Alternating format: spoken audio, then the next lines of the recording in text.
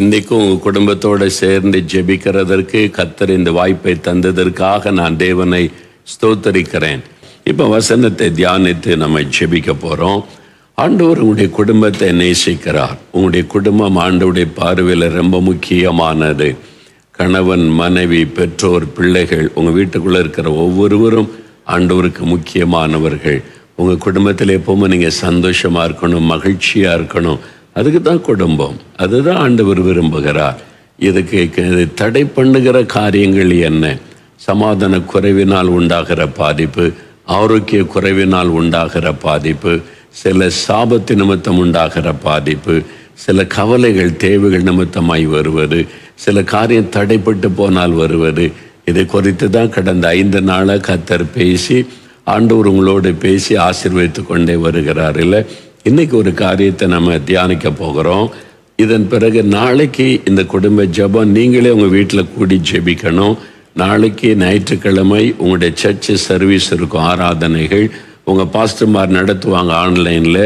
அதில் நீங்கள் பங்கு பெறணும். குடும்ப ஜெபமும் பண்ணுங்க, காலையில் உங்கள் சபை ஆராதனையில் பங்கு பெறுங்க.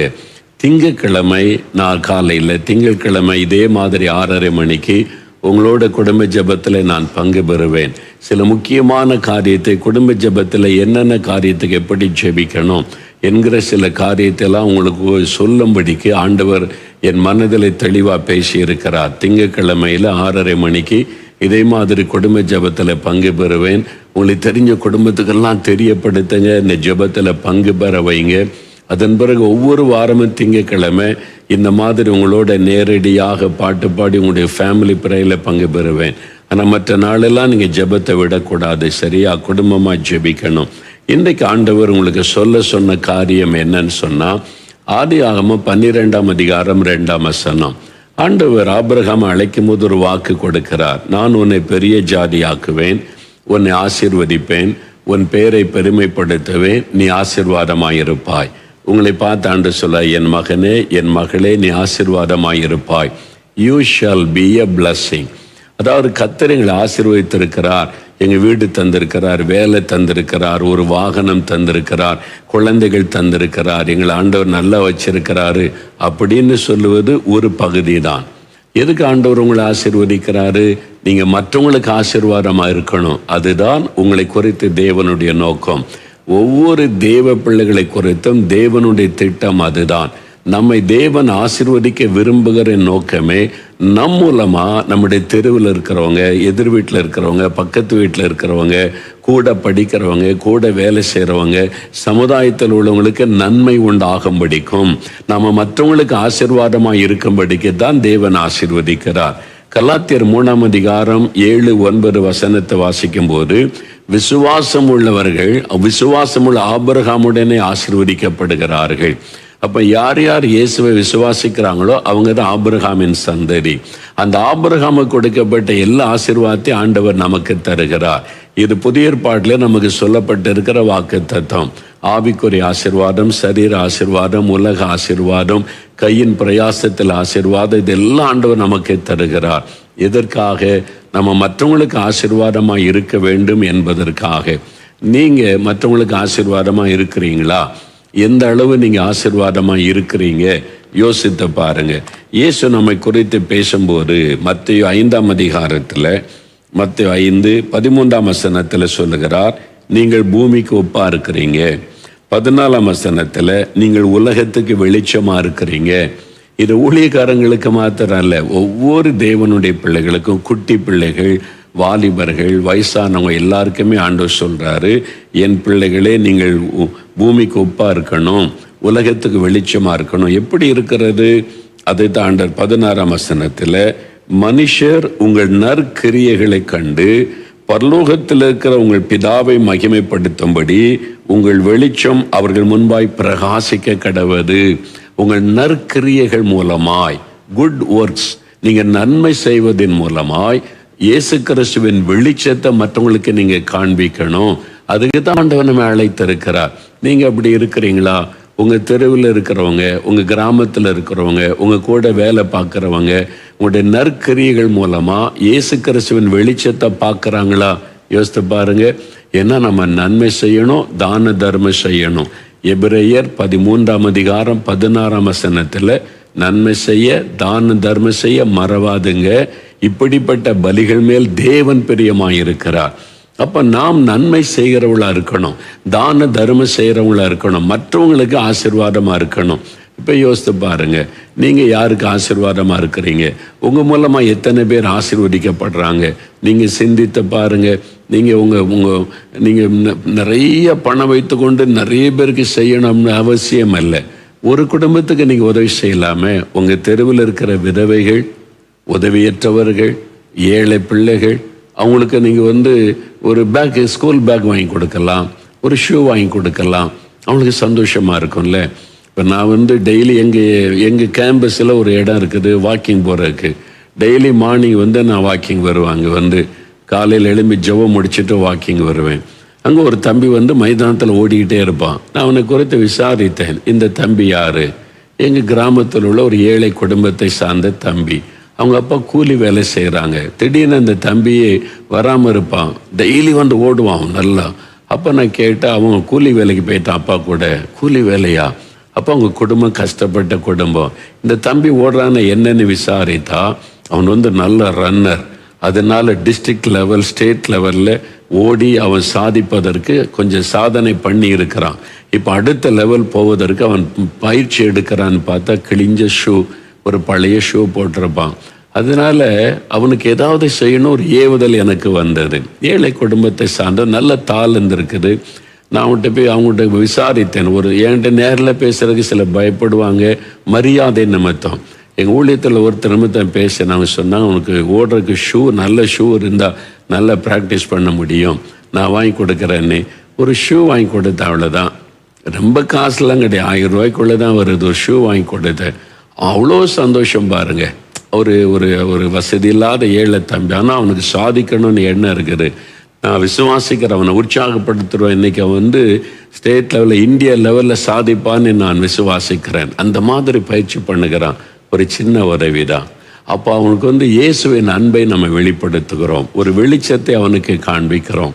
இப்போ அவனுக்கு நம்ம மேலே மரியாதை வரும்போது நமக்குள்ள இருக்கிற இயேசுவின் மேலே ஒரு அன்பும் மரியாதையும் வருகிறது. ஒரு நாள் அவன் ரட்சிக்கப்படுவான். ஆனால் இப்போ இயேசுவின் மேலே ஒரு அன்பு வந்திருக்கிறது. அதுக்கு தான் கர்த்தர் வைத்திருக்கிறார். நான் என்ன செய்ய முடியும்னு நினைக்கிறீங்களா? நிறைய வாலிப தம்பிமார், வாலிப பிள்ளைங்க, பிஇ முடிச்சிட்டிங்க, எம்இ முடிச்சிட்டிங்க, நீங்கள் டிகிரிலாம் வாங்கிட்டீங்க, வேலை தேடிக்கிட்டே இருக்கிறோன்றீங்க 3 வருஷமா. சரி, 3 வருஷமா நீங்கள் இந்த சமுதாயத்துக்கு என்ன பண்ணுறீங்க? யோசித்து பாருங்க. நான் என்ன செய்ய முடியும்? ஆண்டவர்கிட்ட கேளுங்க. ஆண்டவர், நான் ஏதாவது நன்மை செய்யணும், நான் என்ன செய்யணும்னு கேளுங்க. உங்கள் தெருவில் இருக்கிற ஒரு 10 ஏழை பிள்ளைகளுக்கு டியூஷன் சொல்லி கொடுக்கலாம். சாயங்காலம் ஆனால் ஒரு 10 பிள்ளைகளை உட்கார வச்சு ஸ்கூலில் படிக்கிற 8, 9, 10th, 12th படிக்கிற பிள்ளைகளை நான் சொல்லி கொடுக்குறேன். ஏழை பிள்ளைகள் பணம் கொடுத்து டியூஷன்லாம் படிக்க முடியாது, நீங்கள் சொல்லி கொடுக்கலாம்ல. உங்கள் தெருவில் இல்லைன்னா பக்கத்து தெருவுக்கு போகலாமே. ஷாப்பிங்க்கு எவ்வளோ தூரம் நம்ம போகிறோம், ஒரு கடையில் பொருள் வாங்க எவ்வளோ தூரம் போகிறோம். பக்கத்து கிராமத்துக்கு போங்க, 10 நிமிஷம் வாக்கிங்கில், 10 நிமிஷம் நீங்கள் சைக்கிளில் போயிடலாம். அங்கே போய் 10 பிள்ளைகளை உட்கார வச்சு அவங்களுக்கு பாடம் சொல்லி கொடுங்க, உற்சாகப்படுத்துங்க. ஆண்டவர் அதை பார்த்து சந்தோஷப்படுவார். எத்தனையோ நன்மையான காரியங்களை செய்ய வாய்ப்புகள் நம் கண் முன்னால் இருக்கிறது. நம்ம என்ன செய்கிறோம் யோசித்து பாருங்க. அமெரிக்காவில் ஒரு பிரதர், அவர் பெரிய பிஸ்னஸ் பண்ணுறாரு, பெரிய ஒரு படித்து நல்ல ஒரு வேலையில் எக்கச்சக்கமான சம்பாத்தியம், குறைவில்லை. ஆனால் ஞாயிற்றுக்கிழமை அவங்க சர்ச்சில் உள்ள பிள்ளைகளுக்கு தமிழ் சொல்லி கொடுக்குறாங்க. தமிழ் சொல்லிக் கொடுக்க லாங்குவேஜ் பிள்ளைகள் ஆர்வமாக படிக்கிறாங்க. அப்போ சொல்லிக் கொடுக்க ஆள் இல்லாதனால தான் தமிழ் படிக்கலை. இப்போ சொல்லிக் கொடுக்க ஆரம்பித்த உடனே ஒரு சர்ச்சில் அந்த பிரதர் பாருங்கள், வேலை செய்கிறாங்க, சபை ஊழியம் செய்கிறாங்க, பிள்ளைகளுக்கு தமிழ் சொல்லி கொடுத்து பிள்ளைகள் அழகாக தமிழில் பாடுறாங்க, பேசுகிறாங்க, வசனம் வாசிக்கிறாங்க. பெற்றோருக்கு சந்தோஷம், ஆண்டவருக்கு சந்தோஷம். செய்ய முடியல. நீங்கள் யோசித்து பாருங்க, உங்களை சுற்றி இருக்கிற மக்களுக்கு என்ன நன்மை செய்ய முடியும்? ஆண்டவரே, நான் நன்மை செய்யணும் அப்படின்னு கேளுங்க.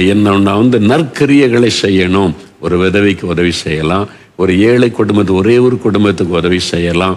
இந்த சிந்தை கிறிஸ்தவர்களுக்கு வரணும்னு சொல்லி தான் குட் சமாரிட்டன் கிளப்னு இப்போ ஆரம்பித்து 50க்கு மேற்பட்ட கிளப் ஆரம்பித்து அங்கங்கே நிறைய பேர் நல்ல காரியம் செய்ய ஆரம்பிச்சிருக்கிறாங்க. நீங்கள் வியாபாரிகளாக இருக்கிறீங்க, வியாபார சங்கம் இருக்குது, 10 வியாபாரிகள் ஒன்று சேர்ந்தீங்கன்னா உங்கள் பகுதியில் இருக்கிற ஒரு கவர்மெண்ட் ஸ்கூலுக்கு வெள்ளை அடித்து கொடுக்கலாம். 10,000 ரூபா ஆகும். ஆளுக்கு 1000 ரூபா போட்டிங்கன்னா ஒரு கவர்மெண்ட் ஸ்கூலுக்கு வெள்ளை அடித்து கொடுத்தா நீட் ஆயிரும். அங்கே படிக்க வர பிள்ளைகளுக்கே ஒரு சந்தோஷம் இருக்கும், நம்ம ஸ்கூல் நல்லா இருக்குதுன்னு சொல்லி. ஒரு டாய்லெட் கட்டி கொடுக்கலாம். 10 பேர் சேர்ந்தால் செய்ய முடியுமே, ஏன் செய்ய முடியாது? நம்ம சுற்றிலும் இருக்கிற சமுதாயத்திற்கு நம்ம நன்மை செய்து இயேசுவின் வெளிச்சத்தை நம்ம காண்பிக்கணும். நீங்கள் இயேசுவை பற்றி பிரசங்கெல்லாம் பண்ண வேண்டாங்க. நற்கிரியைகள் மூலமா உங்களுடைய வெளிச்சம் பிரகாசிக்கணுன்றது ஆண்டவருடைய விருப்பம். உங்க கூட வேலை பார்க்குற யாரோ தேவையில் இருக்கிறாங்க, ஹெல்ப் பண்ணுங்க, அவங்கள உற்சாகப்படுத்துங்க. சிலருக்கு பணம் செலவு பண்ண தேவையில்லை, உற்சாகமான வார்த்தை, நீ பயப்படாத, உன்னால் சாதிக்க முடியும்னு சொல்லி கொடுங்க, தைரியப்படுத்துங்க. உங்கள் ஸ்கூலில் படிக்கிறவங்க, உங்கள் காலேஜில் படிக்கிறவங்க, உங்கள் தெருவில் இருக்கிறவங்களுக்கு யாருக்கு நன்மை தேவை செய்ய ஆரம்பிங்க. ஆண்டவர் சொல்லுகிற, அப்போ நீங்கள் மற்றவங்களுக்கு ஆசீர்வாதமாக இருந்தால் கர்த்தர் உங்களை ஆசீர்வதிப்பார். நீங்க எந்த அளவுக்கு மற்றவங்களுக்கு ஆசீர்வாதமா இருப்பீங்களோ அந்த அளவு கர்த்தர் உங்களை ஆசீர்வதிப்பார். அதான் வாக்குத்தத்தம், நீ ஆசீர்வாதமா இருப்பாய். நீங்க அதுக்கு உங்களை ஒப்பு கொடுத்து, ஆண்டவரே நான் எந்த அளவுல மற்றவங்களுக்கு ஆசீர்வாதமா இருக்க முடியும், நீங்க ஜெபம் பண்ணி பாருங்க.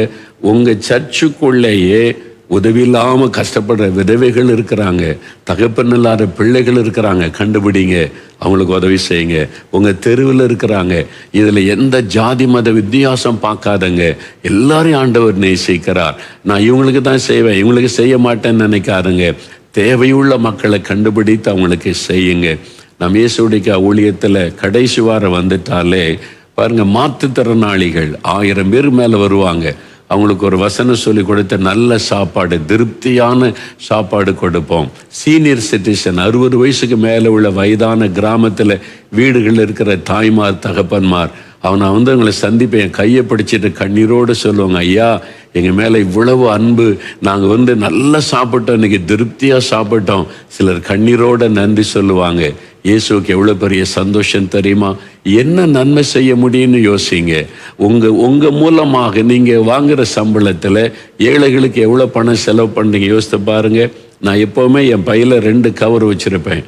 ஒன்று காட்ஸ் மணின்னு சொல்லி, எனக்கு யாராவது காணி கொடுத்தா தசம பாகத்தை அந்த கவரில் வைப்பேன். இன்னொரு தசம பாகத்தை ஃபார் புவர் பீப்புள்னு எழுதி ஒரு கவர் வச்சுருப்பேன், அதுக்குள்ளே வைப்பேன். நான் ட்ராவலில் போகும்போது எங்கேயாவது காஃபி குடிக்க சாப்பிட நிறுத்தினாலும் ஒரு ஊழியக்காரனை பார்த்து ஆண்டவர் சொல்லி இவனுக்கு கொடுன்னு சொல்லி அதுலேருந்து காணிக்கை எடுத்து கொடுப்பாங்க. நான் முன்ன பின்ன பார்த்துருக்க மாட்டேன். ஒரு பாஸ்டரும்பாங்க, எவாஞ்சலிஸ்டும்பாங்க, ஆவியானவர் ஏவனா கொடுக்கும்போது அவங்களுக்கு சந்தோஷம். விதவைகள் பார்ப்பேன், ஏழைகளை பார்க்கும்போது கூட அவங்களுக்குன்னு தனி பணமே என் பையில் வச்சுருப்பேன் நான். அது ஒதுக்கி நீங்கள் அதை செஞ்சுக்கிட்டே இருங்களேன், உங்களுக்கு பண கஷ்டமே வராது. நீங்கள் பைபிளை ஃபாலோ பண்ணுங்க. வசனத்தில் இருக்குதுல்ல, அப்போஸ்தலர் 9ஆம் அதிகாரத்தில் யோப்பா பட்டணத்தை தொற்காள் என்கிற ஒரு சீஷி விதவைகளுக்கெல்லாம் ட்ரெஸ் தச்சு கொடுக்கிறான். அவன் மரித்த போது இயேசு உயிரோடு எழுப்பினார் என்று நம்ம வேதத்தில் பேதுருவை கொண்டு எழுப்பினதை பார்க்கிறோம். அப்போஸ்தலர் 10ஆம் அதிகாரத்தில் கொர்நேலியு தான தர்மம் செய்ததுனால ஆண்டவருடைய கவனம் அவர் மேலே போனாரு. உன் தான தர்மம் பரலோகத்துக்கு வந்தது என்று ஆண்டவர் சொல்றாரு. நம்ம என்ன உதவி செய்ய முடியும்? சிந்திங்க, ஆண்டவர்கிட்ட கேளுங்க. ஆண்டவரே நாங்கள் குடும்பமா அல்லது என்ன செய்யணும்னு கேளுங்க. பிள்ளைகளுக்கு பிறந்த நாள் கொண்டாடினா இந்த தெரிஞ்சவங்க பணக்காரங்களை கூப்பிட்டு கொண்டாடாதங்க. ஒரு 4 ஏழைகளை கூட்டிகிட்டு வந்து உங்கள் பிள்ளைகள் மூலமாக பிரியாணி செஞ்சு அந்த பிள்ளைகளுக்கு சர்வ் பண்ணுங்க. அந்த குழந்தைகள் சந்தோஷப்பட்டு வாழ்த்திட்டு போகும் பாருங்க, அதுதான் பெரிய ஆசீர்வாதம். நீங்கள் லைஃப் ஸ்டைலை மாற்றுங்க. உங்கள் பிள்ளைகள் குட்டி பிள்ளைகளின் பிறந்த நாள் கொண்டாடினா 1000 ரூபாய்க்கு ட்ரெஸ் எடுக்க சொல்லுவீங்கல்ல, நீங்கள் இப்போ உங்கள் அப்பா அம்மாட்ட சொல்லுங்கள், 500 ரூபாயில் 2 ட்ரெஸ் எடுத்து கொடுங்கன்னு சொல்லுங்கள். ஒரு ட்ரெஸ் உங்களுக்கு, இன்னொரு ட்ரெஸ் உங்கள் கூட படிக்கிற உங்கள் தெருவில் உள்ள ஒரு ஏழை பையனுக்கு அல்லது மகளுக்கு போய் என் பிறந்த நாள் கிஃப்ட்னு கொடுங்க. இயேசு அதை பார்த்து சந்தோஷப்படுவார். நம்மளே உடுத்து நம்மளே சாப்பிட்டு வசதி உள்ளவங்களே கொண்டாடுவதை பார்த்து ஆண்டவர் சந்தோஷப்பட மாட்டார். ஏழைகள், தேவை உள்ள மக்கள், நீங்கள் வித்தியாசமாக திங்க் பண்ணுங்க. கல்யாண நாளுக்கு சொந்தக்காரங்களை கூப்பிட்டு கேக்கு வெட்டி கொண்டு இருக்காருங்க. ஏழை குடும்பத்தை கூப்பிட்டு 4 குடும்பத்துக்கு சாப்பாடு கொடுத்து அவங்களுக்கு ஒரு கிஃப்ட் வாங்கி கொடுங்க. அவங்கள வாழ்த்திட்டு போவாங்க பாருங்க. ஆண்டவர் அதை பார்த்து உங்களை ஆசீர்வதிப்பார். வித்தியாசமாக நம்ம மாறி ஆகணும். அதனால வசனத்தை பின்பற்றி ஆண்டவர் சொல்றார், நீ விருந்துக்கு கூப்பிடும் போது சொந்தக்காரங்களை கூப்பிடாத, ஏழைகள், தரித்திரர், கஷ்டப்பட்டவங்களை கூப்பிடுன்னு இயேசு சொல்லி இருக்கிறார். அப்போ அதெல்லாம் நீங்க பின்பற்றுங்க. சரியா? இன்னைக்கு ஆண்டவரே நான் ஆசீர்வாதமா இருக்கணும், நான் மற்றவங்களுக்கு ஆசீர்வாதமா இருக்கணும், நான் படிக்கிற இடத்துல, வேலை செய்யற இடத்துல, வசிக்கிற இடத்துல நான் மற்ற சமுதாயத்துக்கு ஆசீர்வாதமா இருக்கணும். அதுக்கு என்ன ஒப்பு கொடுக்கிறேன், அதுக்கு கொஞ்சம் பணத்தை நான் ஒதுக்குறேன், நான் மற்றவங்களுக்கு செய்வேன்னு சொல்லுங்க. கர்த்தர் உங்களை ஆசீர்வதிப்பார், எல்லா விதத்திலும் ஆசீர்வதிப்பார். உங்களுக்கு ஒரு குறையும் இருக்காது. சரியா? நம்ம இப்ப ஜெபிக்கலாமா? உங்க ஜெப குறிப்புகளை எடுத்துக்கொள்ளுங்க. நீங்க எழுதி வச்சிருக்கிறீங்கல்ல, அதை எடுத்துக்கொள்ளுங்க. கர்த்தர் அற்புதம் செய்வார். இனிமே நீங்க சாட்சி சொல்ல போறீங்க. இந்த குடும்ப ஜெபம் ஆரம்பிச்ச பிறகு என்னென்ன ஆசீர்வாதம் குடும்பத்துல வந்தது, இதை நீங்க சொன்னீங்கன்னா நாங்க நேர்ல வந்து உங்களுடைய அனுபவத்தை ஷூட் பண்ணி எல்லாருக்கும் தெரியப்படுத்துவோம். நீங்க எப்படி குடும்ப ஜெபம் பண்றீங்க, அதனால என்ன ஆசீர்வாதம் கிடைச்சதுன்னு. இப்ப நம்ம ஜெபிக்கலாமா? ஜெப குறிப்பை வைத்துக் கொள்ளுங்க. உங்களுடைய ஃபேமிலியில் ஜெபிக்கும் போது முதல்ல ஸ்தோத்திரம் பண்ணுங்க. குடும்பத்தை பாதுகாப்புக்கு ஒப்பு கொடுங்க. உங்க சபைக்காக ஜெபிங்க, சபை மேய்ப்பருக்காக ஜெபிங்க, ஆராதனைக்கு ஜெபிங்க. சீக்கிரம் சர்ச்சை ஆராதனை நடக்கணும்னு ஜெபம் பண்ணுங்க. அப்புறம் தேசத்துக்காக ஜெபிங்க. கடைசியில் உங்களுக்காக ஜெபிக்கலாமா? தகப்பனே, இந்த குடும்ப ஜெபத்தில் நீர் எங்களோடு இருக்கிறீர், உமக்கு ஸ்தோத்திரம். எங்களை பாதுகாத்து நடத்துகிறதற்காய் ஸ்தோத்திரம். எங்க குடும்பத்தில் எல்லாரையும் நீர் நேசித்து எங்களை ஆசீர்வதித்து வருகிறதற்காக உமக்கு ஸ்தோத்திரம். இப்பொழுது எங்களுடைய குடும்பத்தை உங்களுடைய ரத்தத்துக்குள் ஒப்பு கொடுக்கிறோம். யோபுவை வேலையடைத்து காத்து கொண்டதை போல எங்க குடும்பத்தை சுற்றிலும் வேலையடைத்து காத்து கொள்ளும். எந்த கொள்ள நோயோ தீமைகளோ வாதைகளோ வீட்டுக்குள்ளே வராதபடி பாதுகாத்து கொள்ள எங்களை ஒப்பு கொடுக்கிறோம். இப்பொழுது எங்களுடைய சபைக்காக ஜெபிக்கிறப்பா. எங்க மெய்ப்பரை ஆசீர்வதிங்க, எங்க சபையை ஆசீர்வதிங்க. எங்க குடும்பத்தில் எழுப்புதல் தந்ததை போல எங்களுடைய சபையில எழுப்புதல் உண்டாகட்டும். எங்க ஊர்ல இருக்கிற தெருவில் இருக்கிற எல்லாரும் ரட்சிக்கப்படட்டும். எங்களுடைய முதல்வருக்காய் ஜெபிக்கிறோம், பிரதமருக்காய் ஜெபிக்கிறோம். அவங்க மேலெல்லாம் உடைய ஆளுகை இருக்கட்டும். அவங்களை நீங்க பயன்படுத்துங்க. எங்க தேசத்தை பாதுகாத்து கொள்ளுங்க. தீவிரவாதிகளால் எந்த பாதிப்பும் வரக்கூடாது. எங்க தேசத்தை பரிசுத்தப்படுத்துங்க. மதுபானம் ஒழியணும், விபச்சாரம் ஒழியணும். எங்க குழந்தைகள், பெண்கள் எங்க தேசத்துல பாதுகாப்பாக இருக்க நாங்க ஜெபம் செய்கிறோம்.